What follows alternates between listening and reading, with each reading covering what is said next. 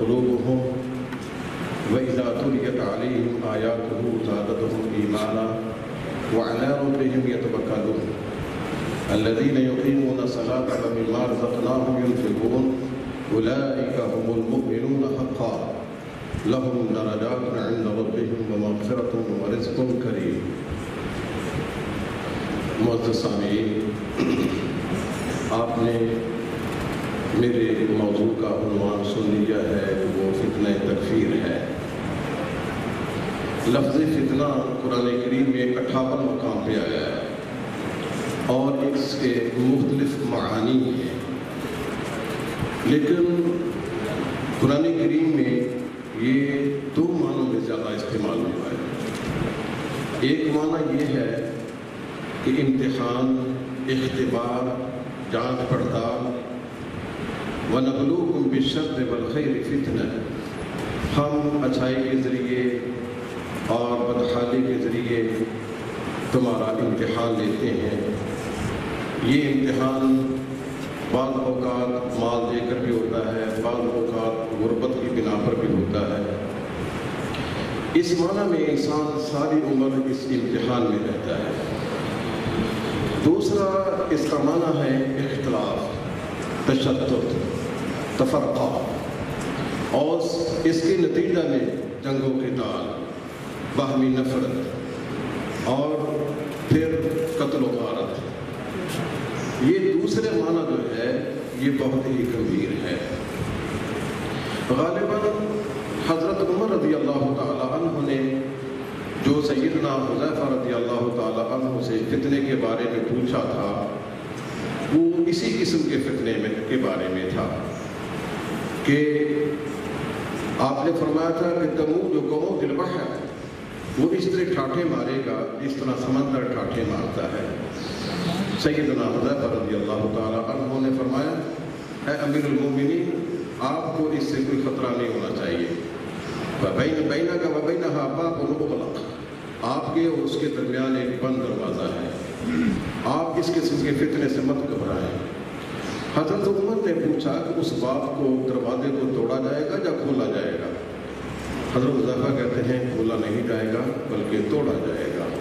آپ نے فرمایا اذا لا یغلق ابدا، اگر اس دروازے کو توڑا گیا نا پھر کبھی بند نہیں ہوگا۔ تو چنانچہ یہ دروازہ خود سیدنا عمر رضی اللہ تعالی عنہ تھے، ان کو یہودیوں، ایرانیوں، پارسیوں کی سازش سے توڑا گیا، اور پھر جب ٹوٹا ہے تو یہ پھر بند نہیں ہوا ہے۔ آج تک یہ فتنہ جاری و ساری ہے۔ ان فتنوں میں سے سب سے زیادہ گمبھیر فتنہ وہ فتنہ تکفیر ہے۔ تکفیر کہتے ہیں ایک دوسرے کو، کسی دوسرے کو کافر قرار دینا۔ اگر اسی پر بحث ہوتی تو شاید اتنا اس میں سنگینی نہ آتی۔ کافر قرار دینے کے بعد پھر تنفیر، ایک دوسرے کو نفرت دلانا اور نفرت کے بیج بونا، جماعت سازی کرنا، دوسروں کو برداشت نہ کرنا۔ اس کے بعد ہے تفجیر، بم دھماکے کرنا، قتل و غارت کرنا، خودکش حملے کرنا۔ یہ تمام اسی فتنہ تکفیر کے پر غبار ہیں۔ فتنہ تکفیر کا آغاز خوارج سے ہوا ہے۔ خوارج وہ ہیں جن کا بیج رسول اللہ صلی اللہ علیہ وسلم کے دور میں ہی بو دیا گیا تھا۔ وہ اس وقت جب کہ رسول اللہ صلی اللہ علیہ وسلم غزوہ حنین کے موقع پر غنیمتوں کی تقسیم کر رہے تھے، ایک آدمی اٹھا جس کے علامتیں آپ نے بیان فرمائی ہیں کہ ظاہری طور پر بڑا متشرع اور اس کے چہرے پر داڑھی سجی ہوئی ہے اور اسی طرح عبادات کے اثرات اس کے چہرے پر ہیں، تو اس نے یہ کہا انک لا تعدل، آپ عدل سے کام نہیں لیتے ہیں۔ فرمایا کہ اگر میں عدل سے کام نہیں لیتا ہوں تو میرے علاوہ کون عدل سے کام لے گا؟ آسمانوں پر رہنے والی ذات وہ مجھ پر اعتماد کا اظہار کرتی ہے اور تم لوگ مجھ پر اعتماد نہیں کرتے ہو۔ اس کی اس گستاخی کو دیکھ کر سیدنا عمر رضی اللہ تعالی عنہ ایک روایت میں آتا ہے سیدنا خالد بن ولید رضی اللہ تعالیٰ عنہ تلوار لے کر کھڑے ہو جاتے ہیں، یا رسول اللہ آپ اجازت دیں میں اس کی اضرب عنقہ، میں اس کی گردن کو مارتا ہوں۔ آپ نے فرمایا کہ نہیں، ان من ذئ ھذا، اس کی نسل سے آگے لوگ پیدا ہوں گے، یقرؤون القرآن، جو قرآن کو پڑھیں گے، لا یجاوز حناجرہم، قرآن ان کے حلق سے نیچے نہیں اترے گا، اور فرمایا کہ وہ بدترین لوگ ہوں گے، شر الخلیقہ، وہ مخلوق میں سے بدترین لوگ ہوں گے، اور ان کو قتل کرنے والے بہترین قاتل ہوں گے، یہ جو قتل ہونے والے بدترین مقتول ہوں گے۔ یہ رسول اللہ صلی اللہ علیہ وسلم نے ان کے بارے میں ارشاد فرمایا ہے۔ ان کا کیا قصور تھا؟ ان کا قصور یہی تھا، یہ اپنے علاوہ دوسروں کو مسلمان ہی نہیں مانتے، صرف یہی کہتے تھے کہ ہم مسلمان ہیں، ہمارے علاوہ جتنی بھی مخلوق سب کافر ہے، حتیٰ کہ انہوں نے حضرات صحابہ کرام کو بھی کافر قرار دیا ہے۔ یہاں سے یہ فتنہ چلا ہے، اور یہ فتنہ ایسا چلا ہے جو آج تک ختم ہونے کو نہیں ہے۔ پھیتڑے بدلتے ہیں، اسلوب اور انداز بدلتے ہیں، لیکن یہ فتنے کی جڑوں میں وہی خوارج ہیں، ان کا ہی اسلوب ہے، ان کا ہی انداز ہے، ان کا ہی طریقہ واردات ہے۔ میں نے جو آیات آپ کے سامنے پڑھی ہیں، اس میں کچھ حقیقی مسلمانوں کا کردار بیان کیا گیا ہے۔ میں اس کردار کے بارے میں آپ سے گفتگو نہیں کرنا چاہتا ہوں کہ حقیقی مسلمان کون ہیں، البتہ یہ کہنا چاہتا ہوں دو باتیں ہماری بات کا محور ہے۔ ایک تو یہ ہے کہ کافر مسلمان کب ہوتا ہے، دوسری یہ بات ہوگی کہ مسلمان کافر کب ہوتا ہے۔ پہلے تو یہ بات ہے، کافروں کی دو قسمیں ہیں، ایک کافر وہ ہیں جو بنیادی قسم کے ہیں، جس طرح مکہ کے کافر تھے، یہ ہندو ہیں، سکھ ہیں، اور اسی طرح یہ زرتشت ہے، اور چائنا میں رہنے والے، روس کے رہنے والے، جو بھی اللہ کو چھوڑ کر دوسروں کی عبادت کرتے ہیں، وہ ہے بنیادی قسم کے کافر۔ ایک وہ کافر ہیں جو اسلام لانے کے بعد کفر کی طرف نکل جاتے ہیں، جن کو ہم مرتد کہتے ہیں۔ جو بنیادی قسم کے کافر ہیں ان کا کفر کئی طرح کا ہے۔ پہلا کفر یہ ہے کہ وہ کفر تکذیب میں مبتلا ہیں۔ کفر تکذیب یہ ہے کہ وہ ایک چیز کو دل سے نہیں مانتے ہیں، نہ اس کا زبان سے اقرار کرتے ہیں۔ یہ مکہ کے کافر نہ دل سے مانتے تھے، نہ زبان سے اقرار کرتے تھے۔ ان کے بارے میں قرآن کریم نے کہا ہے ان الذین کفروا سواء علیہم اانذرتہم ام لم تنذرہم لا یؤمنون۔ یہ کفر تکذیب تھا ان کے اندر۔ اور دوسرا جو کفر ہے وہ ہے کفر انکار۔ کفر انکار یہ ہے کہ دل سے ماننے کے باوجود بھی زبان سے انکار، دل سے ماننے کے باوجود زبان سے انکار کرنا۔ وَجَحَدُوا بِهَا وَاسْتَيْقَنَتْهَا أَنفُسُهُمْ ظُلْمًا وَعُلُوًّا، کہ انہوں نے دل سے یقین کر لیا تھا کہ یہ واقعی سچ اور حق ہے، لیکن جحدوا بها، زبان سے اس کا انکار کر دیا۔ اس کو کہتے ہیں کفر جحود یا کفر انکار۔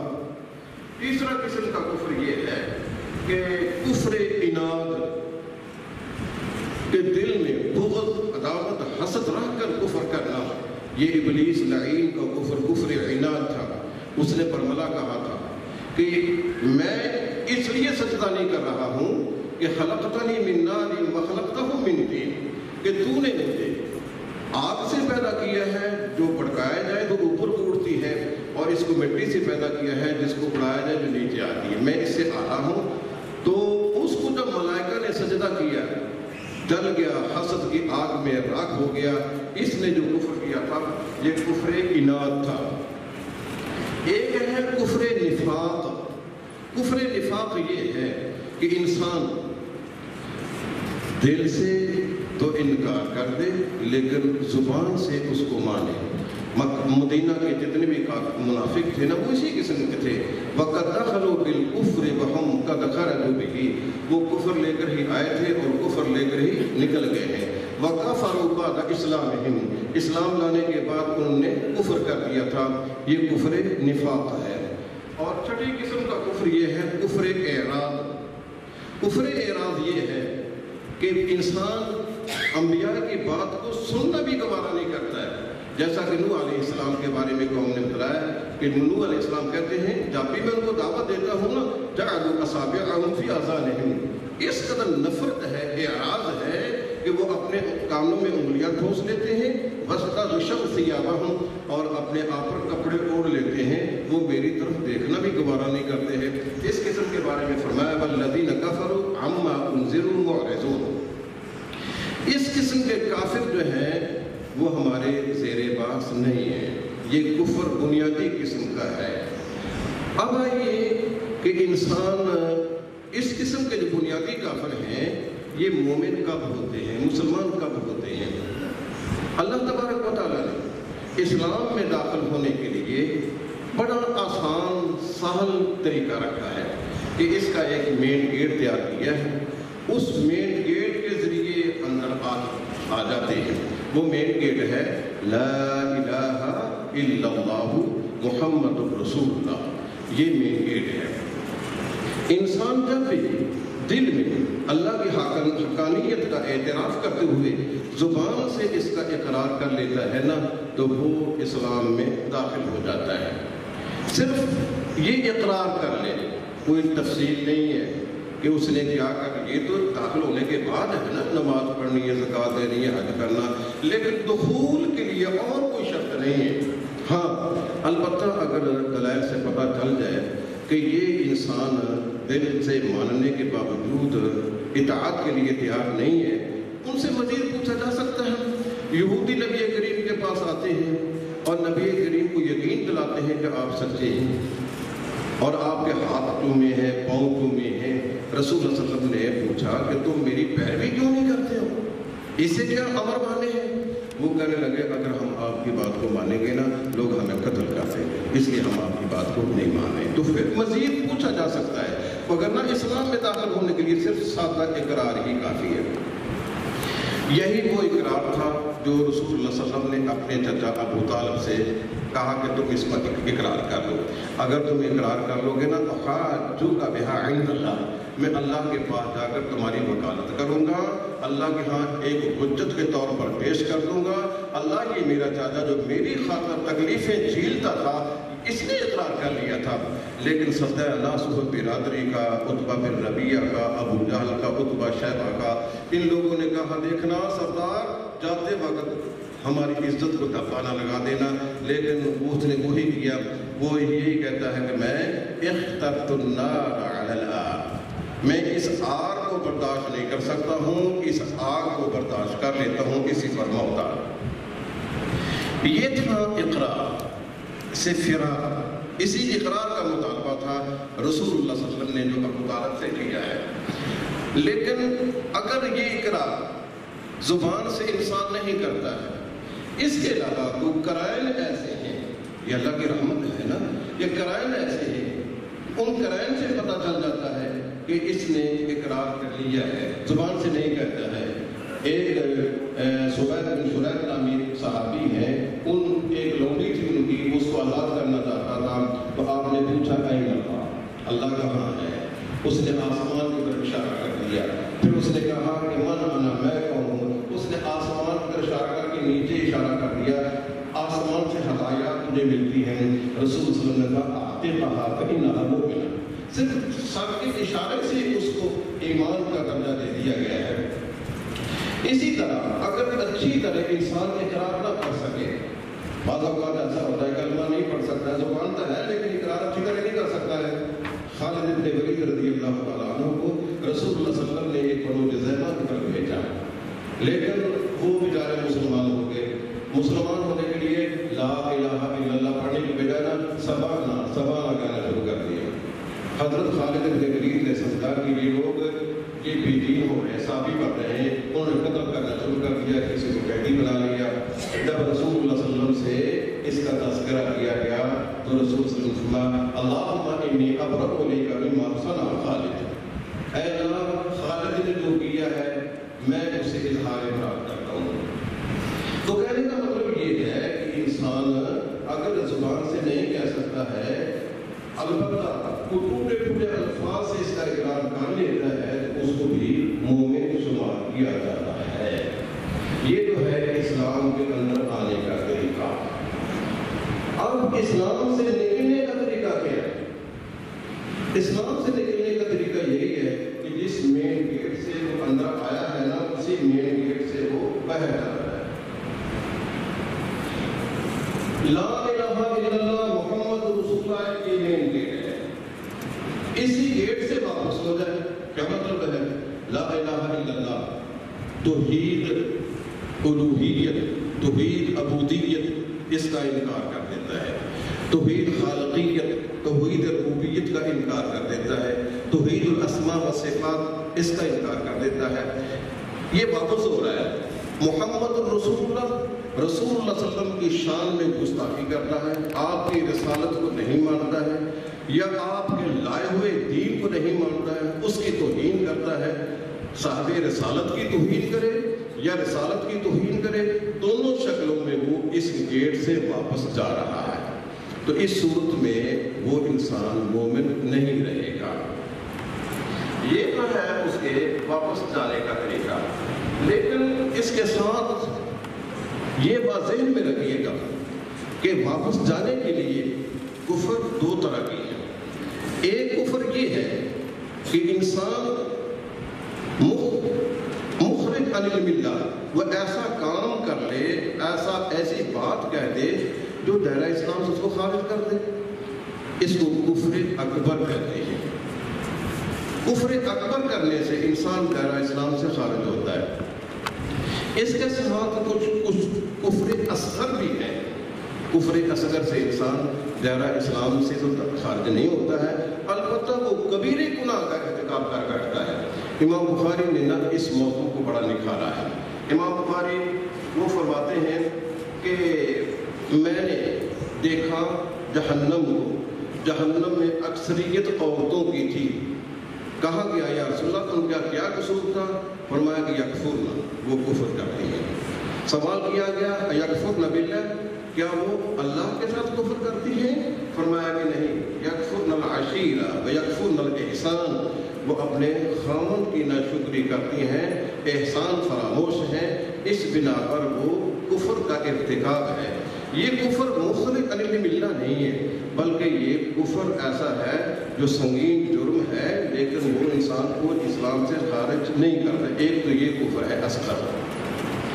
دوسرا امام بخاری نے یہ عنوان قائم کیا ہے المعاصی من امر الجاہلیہ، جو معاصی ہیں یہ جاہلیت کے معاملات سے ہیں، ولا یکفر صاحبها بارتکابها الا بشرک، اس کا مرتکب انسان دائرہ اسلام سے خارج نہیں ہوتا ہے، ہاں شرک کر لے تو پھر دائرہ اسلام سے خارج ہوگا۔ اس کے لیے انہوں نے حضرت ابو ذر غفاری کا ایک واقعہ بیان کیا ہے۔ حضرت ابو ذر غفاری جو تھے نا، انہوں نے نا جیسا اپنا لباس اسی طرح ان کے غلام کا لباس۔ کسی نے پوچھا یہ اس طرح کا تکلف آپ کیوں کرتے ہیں؟ کہتے ہیں کہ میں یہ تکلف اس لیے کرتا ہوں کہ رسول اللہ صلی اللہ علیہ وسلم نے اس کی بڑی فضیلت بیان فرمائی ہے، بلکہ آپ یہی ابو ذر غفاری ہیں۔ انہوں نے ابو ذر حضرت بلال رضی اللہ تعالیٰ عنہ کو ایک تانا دیا تھا، اے بلال یا ابن السوداء، تو سیاہ لونڈی کا، سیاہ عورت کا بیٹا ہے، یہ آگ کے طور پر کہا۔ تو حضرت رسول اللہ صلی اللہ علیہ وسلم نے یہ حضرت ابو ذر غفاری کو واضح کرتے ہوئے فرمایا اِنَّا کا امرؤن فِيكَ امر من الجاہلیہ، اے ابو ذر عمر کے اس بیٹے میں تیرے اندر ابھی جاہلیت کی خوشبو باقی ہے۔ یہ جاہلیت تو ہے لیکن ایسی جاہلیت نہیں ہے کہ انسان اس سے دائرہ اسلام سے خارج ہو جائے، یہ بھی ایک کفر اصغر کی علامت ہے۔ اسی طرح رسول اللہ صلی اللہ علیہ وسلم فرماتے ہیں سباب المسلم فسوق وقتالہ کفر، مسلمان کو گالی دینا یہ فسق ہے اور اس سے لڑائی کرنا کفر ہے۔ امام بخاری پھر کہتے ہیں کہ یہ جو کفر ہے نا، یہ حدیث میں بیان کیا گیا ہے، یہ کفر دون کفر، یہ کفر کی قسمیں ہیں۔ پھر آپ نے ایک آیت کا حوالہ دیا ہے ان طائفتان من المؤمنین اقتتلوا فاصلحوا بینہما، فرمایا کہ اگر اگر مسلمانوں کے دو گروہ آپس میں لڑ پڑے، یہ لڑائی کے باوجود بھی اللہ تعالیٰ نے ان کو مومن کہا ہے۔ امام بخاری فرماتے ہیں سماہم المسلمین سماہم المؤمنین۔ اس کا مطلب یہ ہے کہ جنگوں کے تعلق جو ہے یہ کفر کا اطلاق تو اس پر ہوا ہے، لیکن یہ کفر اصغر ہے، کفر اکبر نہیں ہے۔ اسی طرح یہ جو ہم کسی کی نسب میں تان کرتے ہیں تو رسول اللہ صلی اللہ علیہ وسلم نے اس پر کفر کا اطلاق کیا ہے۔ اسی طرح ہم کسی کاہن کے پاس جاتے ہیں، فرمایا آپ نے جو کاہن کے پاس جاتا ہے اس کی تصدیق کرتا ہے، اس نے نبی پر جو تعلیمات اتری ہیں اس کا انکار کرتا ہے، اس پر بھی کفر کا لفظ بولا گیا ہے۔ تو یہ کفر کا لفظ جو ہے نا، یہ کفر وہ نہیں ہے جس سے انسان دائرہ اسلام سے خارج ہو جائے۔ تو دائرہ اسلام سے جو لوگ خارج کر دیتے ہیں لوگوں کو معمولی بات پر، یہ پتہ ہے کتنا بڑا سنگین جرم ہے۔ رسول اللہ صلی اللہ علیہ وسلم فرماتے ہیں اگر کوئی انسان دوسرے کو کافر کہتا ہے، وہ کافر نہیں ہے، تو وہی کفر اس کہنے والے کی طرف لوٹاتا ہے۔ اس کا مطلب یہ ہے کہ یہ تکفیر جو ہے یہ دو دھاری تلوار ہے۔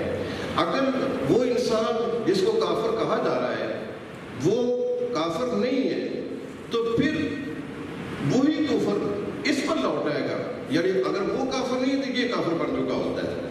یہ اتنا سنگین جرم ہے کہ اس سے دونوں میں سے ایک ضرور نشانہ بنتا ہے۔ اس بنا پر بڑی ہوش مندی کے ساتھ اور بڑی سوچ و بچار کے ساتھ یہ فیصلہ کرنا چاہیے کہ ہم کسی کو کافر کہیں تو کیوں کہیں۔ اب یہ ہے کہ اس طرح ہم جو کسی دوسرے کو کافر قرار دیتے ہیں اس کے لیے کیا شرائط ہیں، کفر اس کے لیے کیا ضوابط ہیں۔ اس کے ضوابط یہ ہیں کہ پہلی بات تو یہ یاد رکھیں کہ یہ تکفیر، کسی کو کافر کہنا، یہ انسان کا حق نہیں ہے، یہ رب العالمین کا حق ہے۔ وہ ظاہر کو بھی جانتا ہے، باطن کو بھی جانتا ہے۔ ظاہر اور باطن میں جب یکسانیت پائی جائے گی نا، ایک ہوتا ہے کسی کا عمل، حکم لگانا کسی کے عمل پر، نماز پڑھنا یہ کفر ہے۔ ہم اس عمل کو بیان کریں کہ ترک نماز، ترک صلاۃ کفر ہے، کفر ہے، کفر ہے، یہ ہے حکم علی العمل۔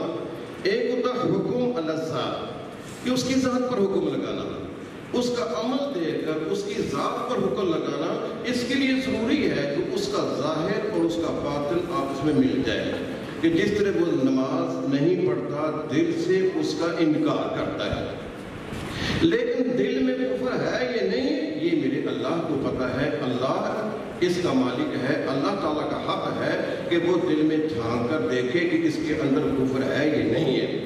اسی طرح وہ آپ نے واقعہ سنا ہے نا کہ ایک صحابی تھا، اس نے دوسرے کو مارنا تھا، وہ ایک درخت کی اوٹ میں ہو گیا تو اس نے حملہ کر کے ان کا بازو کاٹ دیا، تو اس نے اس کو قتل کر دیا۔ رسول اللہ صلی اللہ علیہ وسلم کے پاس کا تذکرہ ہوا تو آپ نے فرمایا کہ تو نے لا الہ الا اللہ پڑھنے کے بعد اس کو مارا ہے؟ یا رسول اللہ اس نے میرا ایک بازو کاٹ کے رکھ دیا تھا، وہ کافر انسان تھا، وہ تو فرمایا کہ وہ تو لا الہ الا اللہ پڑھتا تھا۔ تو وہ کہنے لگا یا رسول اللہ وہ لا الہ الا اللہ تو پڑھتا تھا بچاؤ کے لیے، وہ لا الہ الا اللہ اس لیے تو نہیں پڑھتا تھا کہ مسلمان ہونے کے لیے۔ آپ نے کیا کیا ہے؟ فرمایا اشققت قلبہ، کیا تم نے اس کا دل پھاڑ کر دیکھ لیا تھا کہ وہ بچاؤ کے لیے پڑھ رہا ہے یا وہ حقیقت کے طور پر پڑھ رہا ہے؟ اس لیے دلوں کا حال یہ میرے اللہ کو پتہ ہے۔ اس لیے پہلا ضابطہ یہ ہے، پہلی بات یہ ہے کہ تکفیر جو ہے شرعی قاعدہ یہ ہے کہ تکفیر جو ہے یہ اللہ کا حق ہے۔ اللہ جسے کافر کہے گا وہ کافر بنے گا، نہ کہ میں جس کو کافر کہہ دوں یا آپ کسی کو کافر کہتے ہیں وہ کافر بن جائے۔ دوسری بات، دوسرا قاعدہ یہ ہے کہ ہر انسان پیدائشی مسلمان ہے۔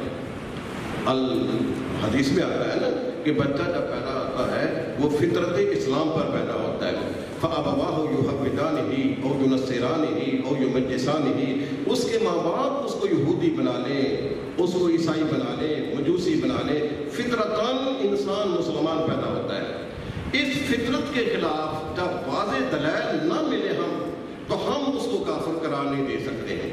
فطرتاً ہر انسان مسلمان ہے، اور اس فطرت کے خلاف اگر آپ کے پاس واضح دلائل آتے ہیں، ایسا دلائل کفراً بواحاً جس کے پاس کھلا کفر ہو، جس کی کوئی تردید نہ ہو سکے، تو یہ دوسرا قاعدہ ہے کہ انسان پیدائشی طور پر مسلمان ہے، اس کو کافر کرنے کے لیے بھی اسی طرح کی دلیل درکار ہے، یقینی اور حتمی، کہ واقعی اس میں کفر پا گیا ہے، وگرنہ فطرتی طور پر وہ انسان مسلمان ہے۔ اس فطرت کے خلاف جب وہ کام کرے گا پھر اس کے بارے میں فیصلہ کیا جائے گا، یہ دوسرا قاعدہ ہے۔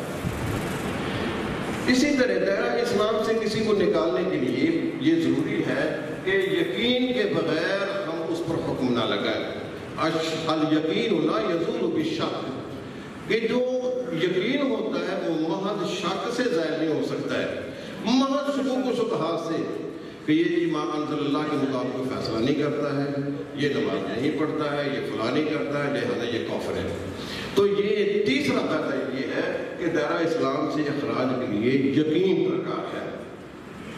اور چوتھا یہ ہے کہ باطن اللہ جانتا ہے، فیصلہ تو ظاہر پر ہوگا، یہ ظاہر پر ہم نے فیصلہ کرنا ہے۔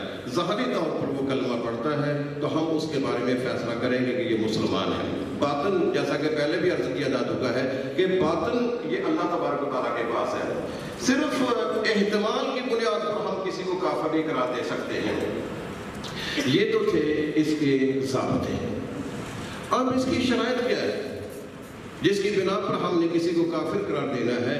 شرائط یہ ہیں، پہلی بات تو یہ ہے کہ وہ واقعی اس قسم کے کفر کا مرتکب ہے جو مخرج عن الملہ ہے، کہ واقعی ہم دیکھیں وہ کفر کس قسم کا کر رہا ہے، وہ مخرج عن الملہ ہے یا مخرج عن الملہ نہیں ہے۔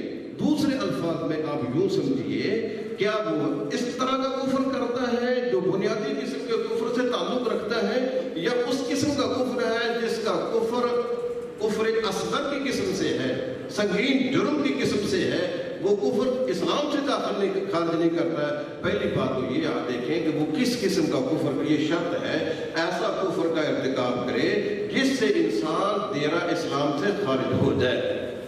دوسری شرط کیا ہے کہ ہم اس کو دائرہ اخراج سے خارج کرنے کی بجائے نا پہلے اس پر اتمام حجت کریں کہ ممکن ہے کہ وہ جہالت کی وجہ سے وہ کام کر رہا ہو، لا علم ہو، اس کو تو پہلے بتلائیں، اتمام حجت کریں اور دلیل حجت قائم کریں، اس کے بعد دیکھیں کہ یہ اس کو مانتا ہے یہ نہیں مانتا ہے۔ دیکھیں حضرت موسیٰ علیہ السلام جب فرعون سے نجات پا کر ایک قوم کے پاس سے گزرے، یا غفون علی اصنام لہم، وہ ایک بت کے ارد گرد جمع ہو رہے تھے، اس کی قوم نے مطالبہ کر دیا اجعل لنا الہا کما لہم آلہہ، موسیٰ ہمارے لیے بھی اس طرح کا معبود بنا دو جس طرح اس کا معبود ہے۔ تو موسیٰ نے کیا کہا تھا؟ انکم قوم تجہلون، تم جاہل قوم۔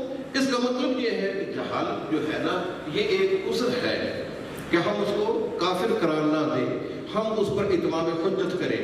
اور قرآن بھی یہ کہتا ہے وَمَا كُنَّا مُعَذِّبِينَ حَتَّى نَبْعَثَ رَسُولًا، ہم اس وقت تک کسی کو عذاب نہیں دیتے ہیں جب تک ہم رسول بھیج کر اتمام حجت نہیں کر دیتے ہیں۔ تو آپ کا فرض ہے کہ پہلے اتمام حجت کریں، یہ شرط ہے۔ دوسری کہ آپ جس کو دیکھتے ہیں وہ اس طرح کا کفر کر رہا ہے کہ جو مخرج عن الملہ ہے، آپ اس کی جہالت کو دور کریں۔ ممکن ہے کہ وہ جہالت کی بنا پر ایسا کر رہا ہو۔ اور پھر تیسری شرط یہ ہے کہ وہ انسان جو کفر کا ارتکاب آپ کے سامنے کر رہا ہے وہ آزاد اور خود مختار ہو، آزادی کے ساتھ اپنے اختیارات کو استعمال کرے۔ کہیں ایسا نہ ہو کہ وہ بیچارہ مجبور ہے، اکراہ جسے کہتے ہیں، وہ مجبوری کے عالم میں ایسی بات کر رہا۔ اس لیے مجبوری کے عالم میں اگر کوئی ایسا کام کرتا ہے تو اس کو شریعت نے بھی معذور رکھا ہے۔ قرآن کریم میں ہے نا الا من اکرہ وقلبہ مطمئن بالایمان، اگر انسان مجبور ہے اس کا دل ایمان پر مطمئن ہے، اس کو خارج کیا گیا ہے اس کفر سے۔ دی اس کی شرائط ہے۔ اب آئیے ان کے موانع کی طرف کہ اس کے موانع کیا ہے۔ موانع کسے کہتے ہیں؟ یہ دنیا چونکہ اسباب پر قائم ہے، اور اسباب جب ہوتے ہیں تو وہ چیز بھی آتی ہے۔ یہ آسمان سے بارش آتی ہے، بادل ہوتے ہیں، دھوپ آتی ہے، اس کا بھی ایک سبب ہے کہ سورج ہوتا ہے۔ بعض دفعہ ایسا ہوتا ہے کہ سورج چڑھا ہوتا ہے لیکن دھوپ نہیں ہوتی ہے، درمیان میں کوئی رکاوٹ آ جاتی ہے، بادل آ جاتے ہیں، تو یہ بادلوں کا آ جانا اس کے لیے ایک مانع ہے، ایک رکاوٹ ہے۔ اب ہم ان موانع کو دیکھتے ہیں، رکاوٹوں کو دیکھتے ہیں جن کی موجودگی میں ہم اس کو کافر قرار نہیں دے سکتے ہیں۔ ان موانع میں سے ایک معنی یہ ہے تقیہ۔ تقیہ کیا ہے؟ کہ انسان اپنے بچاؤ کے لیے کوئی کام کرتا ہے، بچاؤ کے لیے۔ لا يتخذ المؤمنون الكافرین اولیاء من دون المؤمنین، آگے کیا ہے؟ الا ان تتقوا منهم تقاۃ۔ اس سے اللہ تعالیٰ نے استثناء کیا ہے کہ تم نے اپنا بچاؤ کرنا ہے نا، تو بچاؤ کے لیے یہ موالات، یہ جو حد فاصلہ ہے کفر اور ایمان کے درمیان، اس کا ارتکاب کیا جا سکتا ہے، موالات جو ہے۔ جو اگر تقیہ جو ہے، انسان تقیہ کے طور پر بچاؤ کے لیے، تحفظ کے لیے کوئی کام کرتا ہے، تو اس کی گنجائش ہے کہ اس کو ہم معذور سمجھ لیں۔ یہ تقیہ کی دو قسمیں ہیں، ایک یہ ہے کہ اپنے ایمان کو چھپانا، اور دوسرا یہ ہے کہ ایمان کے منافق کسی چیز کا اظہار کرنا۔ جو انسان مسلمان ہے نا، وہ اس بات کا مکلف ہے کہ اپنے ایمان کو ڈنکے کی چوٹ ظاہر کرے۔ یا ایھا الذین آمنوا ادخلوا فی السلم کافہ۔ بعض اوقات ایسا ہوتا ہے، انسان ایسے حالات میں گھرا ہوتا ہے کہ وہ اپنے ایمان کو ظاہر نہیں کر پاتا ہے، یا اپنے ایمان کے منافی باتوں کا اظہار یا کاموں کا اظہار کرتا ہے۔ تو اگر کوئی مقصد ہے، حضرت نعیم بن مسعود رضی اللہ تعالیٰ عنہ غزوہ احزاب کے موقع پر مسلمان ہو چکے ہیں، اور اسلام لانے کا تقاضا یہ تھا کہ اپنے اسلام کا اظہار کرتے، اس کو چھپا کے نہ رکھتے۔ لیکن اللہ کے نبی کے پاس آتے ہیں، فرماتے ہیں یا رسول اللہ اگر آپ مجھے اجازت دیں تو میں ان مشرکوں کے خلاف، یہودیوں کے خلاف اور قبائلوں کے خلاف کچھ سازش کروں، ان میں تفرقہ ڈالوں تاکہ یہ بھاگ جائیں، لیکن اس کے لیے ضروری ہے کہ میں اپنے اسلام کا اظہار نہ کروں۔ رسول اللہ صلی اللہ علیہ وسلم نے ان کو اجازت دے دی کہ جائیں، آپ کو اجازت ہے۔ تو انہوں نے پھر ایسا کام کیا کہ مشرکین کو، منافقین کو، قبائل کو، یہود کو اس طرح سازش میں لیا کہ تمام تتر بتر ہو جاتے ہیں۔ یہ ایک مقصد تھا۔ اسی طرح یہ تو تھا اپنے اسلام کو چھپانے کے طور پر تقیہ کرنا۔ ایک یہ ہے کہ انسان ایمان کے منافی چیز کا اظہار کر دیتا ہے۔ رسول اللہ صلی اللہ علیہ وسلم نے فرمایا من لکعب بن اشرف، کون ہے کعب بن اشرف کا صفایا کرنے والا؟ انہو آزانی، اس نے مجھے بڑی تکلیف ہے۔ محمد بن مسلم رضی اللہ تعالیٰ عنہ کہتے ہیں یا رسول اللہ میں اس کام کے لیے تیار ہے، لیکن آپ مجھے اجازت دیں کہ میں ایمان کے منافی کچھ چیزیں ظاہر کروں اس کے لیے، اس کو اعتماد میں لینے کے لیے۔ چنانچہ وہ گیا اس کے پاس، وہ کہنے لگا بھئی یار مسلمان تو ہم ہو گئے، مصیبت میں پھنس گئے ہیں، آئے دن ہم سے مطالبے کیے جاتے ہیں کہ یہ پیسے دو، یہ دو، یہ دو۔ تو اس نے ہم ان کو کچھ پیسے دینے ہیں، آپ ہمیں دیں رقم تاکہ ہم اس سے جان چھڑا لیں۔ وہ کہنے لگا کہ بھئی پیسے دینے کے لیے آپ مجھے کچھ ضمانت دیں، اپنی عورتوں کو، بچوں کو میرے پاس گروی رکھیں۔ بہرحال وہ واقعہ لمبا ہے۔ حضرت محمد بن مسلمہ کہتے ہیں کہ آپ نے یہ خوشبو کہاں سے لی ہے، یہ جو لگا رکھی ہے؟ وہ کہنا کہ اندی اجمل العرب، میرے پاس بڑی حسینہ عورت ہے، وہ خوشبو استعمال کرتی ہے، اگر آپ مجھے اجازت دیں تو میں آپ کی خوشبو کو سونگ لوں۔ وہ اٹھے اور اس طرح اس کی خوشبو کو سونگنے کے لیے بالوں کو پکڑا اور ساتھیوں نے اس طرح زور سے حملہ کیا، اس خبیث کو جہنم میں پہنچا دیا۔ یہ ایک مقصد تھا جس کی بنا پر انہوں نے اپنے ایمان کے منافی چیزوں کا اظہار کیا ہے۔ تو اگر اس طرح کی فضا ہے، کسی مقصد کے لیے اپنے ایمان کو چھپانا ہے یا ایمان کے منافی کسی چیز کو ظاہر کرنا ہے، تو اس کی بھی گنجائش ہے۔ آپ جس انسان کو کافر کہہ رہے ہیں اس کو دیکھ تو لے کہ یہ اس طرح کے تقیے میں مبتلا تو نہیں ہے۔ ایک یہ معنی ہے اس کے کفر کے سامنے۔ دوسرا یہ ایک معنی ہے کہ ہے اکراہ۔ اکراہ کیا ہوتا ہے؟ اکراہ کہتے ہیں مجبوری کو۔ اکراہ کی دو قسمیں ہیں، ایک اکراہ تام ہے اور ایک اکراہ ناقص ہے۔ اکراہ تام یہ ہے کہ آپ کو کوئی انسان دھمکی دیتا ہے کہ تم کلمہ کفر کہو وگرنہ میں تجھے قتل کر دوں گا، تیرے کسی عضو کو ضائع کر دوں گا، تیرے کسی رشتہ دار کو قتل کر دوں گا، تیرے کسی رشتہ دار کے عضو کو ضائع کر دوں گا۔ وہ صرف دھمکی ہی نہ دے، اس کو یقین ہو جائے کہ واقعی اپنی دھمکی کے مطابق یہ کام کر بھی گزرے گا. یہ کوئی اقرار نہیں ہے. اس انسان کو پتا ہے کہ اس کے ہاتھ میں پسٹل جو پکڑا ہوا وہ فلاسٹک کا ہے تو وہ کلمہ کفر کہتا پھر نہیں. اس کو یقین ہو کہ اگر میں نے کلمہ کفر نہ کہا تو پھر یہ مجھے گولی چلا کر مار دے گا, یا میری آنکھ کو ضائع کر دے گا, میرے عضو کو تلف کر دے گا, یا میرے عزیز کو مار دے گا. ایسے حالات میں اس کا اختیار اور اس کی رضا ختم ہو جاتی ہے. ایسے حالات میں اگر کلمہ کفر کہہ دیا جائے تو اللہ تعالیٰ نے اس کی اجازت دی ہے. من کفر باللہ بعد ایمان, جو اللہ کے ساتھ ایمان لانے کے بعد کفر کرتا ہے. آگے استثناء ہے الا من اکرہ وقلبہ مطمئن بالایمان. اگر کوئی انسان مجبور ہو کر کلمہ کفر کہہ دیتا ہے اور اس کا دل ایمان پر مطمئن ہے, اس کو مستثنیٰ کراتی ہے. تو حضرت عمار بن یاسر رضی اللہ تعالی عنہ وہ رسول اللہ صلی اللہ علیہ وسلم کے پاس روتے ہوئے آتے ہیں, یا رسول اللہ مجھ پر ابو جہل نے اتنا دباؤ ڈالا ہے, اس قدر تشدد کیا ہے, تو میں آپ کے خلاف باتیں کہہ چکا ہوں. یہ اقرار. رسول اللہ صلی اللہ علیہ وسلم نے فرمایا اے عمار, جب تو میرے خلاف باتیں کر رہا تھا اس وقت تیری دلی کیفیت کیا تھی؟ یا رسول اللہ میری دلی کیفیت یہ تھی کہ میرا دل پوری طرح آپ کی صداقت, آپ کی حقانیت پر مطمئن تھا. یہ اللہ تعالیٰ اس وقت آیات اتاری ہیں الا من اکرہ وقلبہ مطمئن بالایمان. تاہم ایسے حالات میں اگر انسان ڈٹ جائے, استقامت کا مظاہرہ کرے, تو اس کو عزیمت کا درجہ دیا جاتا ہے. حضرت عمار بن یاسر کے باپ یاسر رضی اللہ تعالی عنہ اور ان کی والدہ ماجدہ سمیہ رضی اللہ تعالی عنہ, انہوں نے اپنی جان اللہ کے حوالے کر دی لیکن کفر کا ارتکاب نہیں کیا. یہ عصیبت ہے. جو ابو ذر کی روایت ہے نا, لا تشرک باللہ, اللہ کے ساتھ شرک نہ کرنا. خواہ تجھے قتل کر دیا جائے, تجھے جلا دیا جائے, ٹکڑے ٹکڑے کر دیا جائے, ریزہ ریزہ کر دیا جائے, لا تشرک باللہ, یہ عصیمت پر دلالت کرتا ہے. اگر کوئی انسان اس رخصت سے فائدہ اٹھا کر کلمہ کفر کہتا ہے مجبوری کے عالم میں, تو شریعت نے اس کا لحاظ رکھا ہے. یہ دو باتیں, ایک تقیہ اور ایک اقرار. میں بڑے اختصار کے ساتھ, کیونکہ ہمارے صاحب نے یہ مجھے کہا ہے کہ آپ ذرا نا اس کو مختصر کرتے ہیں, اس لیے میں شارٹ راستہ اختیار کر رہا ہوں. تیسری بات جو معنی ہے وہ ہے کہ الخطأ والنسیان, خطا غلطی کی بنا پر انسان کہہ دے ان اللہ تجاوز عن امت الخطأ والنسیان, اللہ تعالیٰ نے اس امت سے خطا اور نسیان کو اٹھا لیا ہے. یہ خطا اور نسیان جو ہے اس کے دو سبب بڑھتے ہیں. ایک سبب ہے انتہائی خوشی کا عالم اور دوسرا سبب ہے انتہائی خوف کا عالم.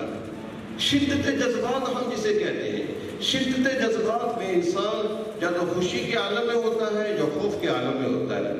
رسول اللہ صلی اللہ علیہ وسلم فرماتے ہیں کہ بنی اسرائیل میں ایک شخص تھا کفن جوہر, اور اس کا ایمان تو تھا لیکن اس کے پاس عمل نہیں تھے.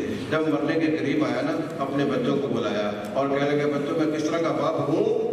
کہا اچھے باپ ہیں تو میری ایک بات کو ماننا, جب میں مر جاؤں نا میری لاش کو جلا دینا, پھر راکھ جو ہوگی نا اس کچھ کو ہوا میں اڑا دینا اور باقی مالا کو پانی میں بہا دینا. کیوں؟ اگر اللہ نے مجھ پر قدرت پالی لا يعذبني عذابا شدیدا, تو اللہ مجھے سخت ترین سزا دے گا. اس سزا سے بچنے کے لیے شاید میں یہ کام کر لوں تو میں اللہ کی قدرت میں نہ آ سکوں, اللہ مجھے زندہ نہ کر سکے. یہ اقدام کفر ہے, اللہ کی قدرت کو چیلنج کرنا اور اس کے بچنے کے لیے اس طرح کے ہیلے بہانے کرنا. پھر مسلمان تو اپنے آپ کو نہیں جلاتا, یہ ہندو جلاتے ہیں. تو یہ جو کام اس نے کیا ہے, جو ہی اس کے بچوں نے یہ کام کیا تو اللہ تعالیٰ نے مرنے کے بعد زمین کو حکم دیا, پانی کو حکم دیا, ہوا کو حکم دیا, اس کے ذرات کو فوراً جوڑ کر زندہ انسان بنا. پوچھا یہ آپ نے کام کیوں کیا ہے؟ اس نے کیا جواب دیا, مخافت کا یا رب, اے اللہ میں تو سے ڈرتے ہوئے یہ کام کیا. تو اللہ تعالیٰ نے اس کو معاف کر, اللہ اس کو معاف کر دیا.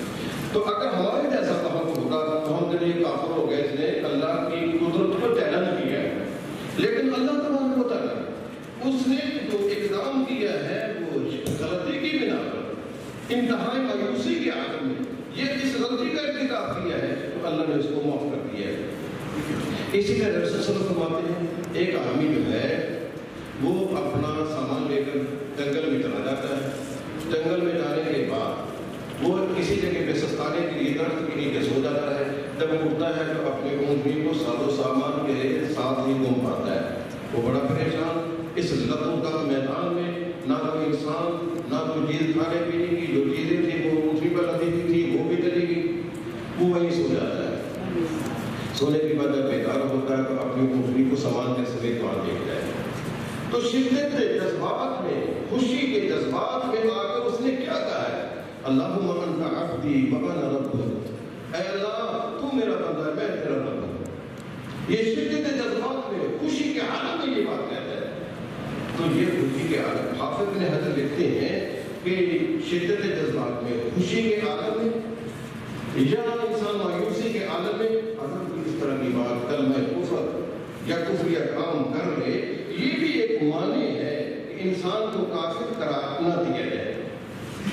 اسی طرح ایک اور معنی بھی ہے، وہ یہ ہے کہ انسان مرفوع القلم جو ہوتے ہیں، تین قسم کے لوگ مرفوع القلم ہیں، ایک سویا ہوا مرفوع القلم ہے، ایک بچہ مرفوع القلم ہے، ایک مجنون مرفوع القلم ہے۔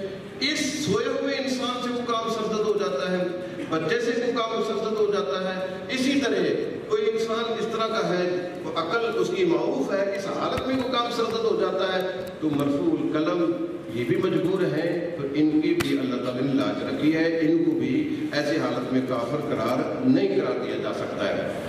اسی طرح ایک آدمی کسی کفریہ بات کو نقل کرتا ہے، نقل کفر نہ باشد، کہ جو کفر کو نقل کرنا ہے یہ کفر نہیں ہے۔ ہم کہتے ہیں فرعون کی بات کو نقل کرتے ہوئے انا ربکم الاعلی، یہ تو اس کی بات کو نقل کر رہے ہیں۔ ابراہیم سے جس کا مناظرہ ہوا ہے، ہم کہتے ہیں انا احیی و امیت، ہم اس کی بات کو نقل کر رہے ہیں۔ یہ نقل، کفر کو نقل کرنا کفر نہیں ہے۔ اگر وہ کسی بات کی حکایت کرتا ہے، نقل کرتا ہے تو یہ بھی ایک کفر ہے۔ تو بھائیو یہ ہے موانع۔ اگر ہم دیکھتے ہیں کہ ایک انسان ایسا ہے اس کے اندر سارے موانع پائے جاتے ہیں، موانع بھی نہیں ہے، شرائط بھی پائی جاتی ہے کفر کی، سب کچھ ہے، تو کیا ضروری ہے کہ ہم اس کو کافر قرار دے کر ہی اپنے دل کو ٹھنڈا کریں؟ دیکھیں رسول اللہ صلی اللہ علیہ وسلم کے دور اگر کوئی مسئلہ تو سامنے آ جائے، باوجود اس کے کہ ان کا کفر واضح ہو چکا ہے، لیکن آپ اس کے خلاف کوئی ایکشن نہیں لیتے ہیں کسی مصلحت کے پیش نظر۔ یہ جگہ مریسی سے جب واپس آ رہے ہیں اس وقت جھگڑا ہو گیا ہے، یہ رئیس المنافقین عبداللہ بن ابی یہ کہتا ہے لئن رجعنا للمدینہ لیخرجن الاعز منها الاذل، وہاں جا کر ہم عزت والے ان ذلیل لوگوں کو وہاں سے نکال دیں گے۔ بلکہ یہاں تک اس نے کہا کہ سمن کلبک یاکلک، اس کی مثال تو ایسے ہے کہ تم کتے کو پالتے ہو تاکہ تجھے کاٹ کھائے، یعنی نبی کریم کے صحابہ کو کتے کہا اور نبی کریم کی ذات کے بارے میں ازال کا لفظ استعمال کیا گیا۔ ابو بکر حضرت عمر رضی اللہ تعالیٰ عنہ کہتے ہیں تعنی یا رسول اللہ اضرب عنقہ، اللہ کے نبی مجھے اجازت ہے میں اس خبیث کے گردن کو مار دیتا ہوں۔ اس کا بیٹا عبداللہ کہتا ہے یا رسول اللہ عمر کو نہیں، آپ مجھے اجازت ہے، اس کا انتقام میں اپنے باپ سے لوں۔ لیکن اللہ کے نبی نے کیا کیا؟ آپ نے فرمایا لوگ کہیں گے ان محمد یقتل اصحابہ، کہ محمد اپنے ساتھیوں کو قتل کر رہا ہے۔ یہ ایک مصلحت تھی، باوجود اس کے کہ کفر بالکل نمایاں ہو چکا ہے، شرائط پوری پائی چکی ہیں، کوئی معنی نہیں ہے، لیکن ایک مصلحت ہے جس کی بنا پر رسول اللہ صلی اللہ علیہ وسلم نے اس کا ایکشن نہیں کیا ہے، اس کو قتل نہیں کیا ہے۔ اس طرح کے اور بھی کئی واقعات ہیں۔ رسول اللہ صلی اللہ علیہ وسلم جاتے ہیں کسی قوم کو سلوک کرانے کے لیے، یہی عبداللہ بن ابی کے پاس سے گزرتے ہیں، اس نے بدتمیزی کے ساتھ یہ کہا کہ آذانی نتن و حمارک، اے اللہ کے نبی آپ کے گدھے کی بو نے میرا ناک میں دم کر دیا ہے۔ تو رسول اللہ صلی اللہ علیہ وسلم نے اس کا ایکشن نہیں لیا ہے، بلکہ ایک صحابی نے کہہ دیا کہ نبی کریم کی کہ گدھے کی جو بو ہے وہ آپ سے کہیں بہتر ہے۔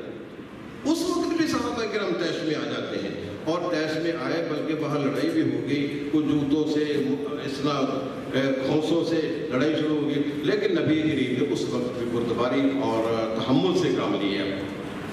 تو ضروری نہیں ہے کہ اگر ہم کسی انسان میں دیکھتے ہیں اس میں تکفیر کی وجوہات پائی جاتی ہیں اور شرائط پائی جاتی ہیں، کوئی بھی معنی نہیں ہے تو ہم اس کو کافر ہی قرار دے دیں، تو بھائی اس کے جو نتائج ہیں وہ کیا نکلے؟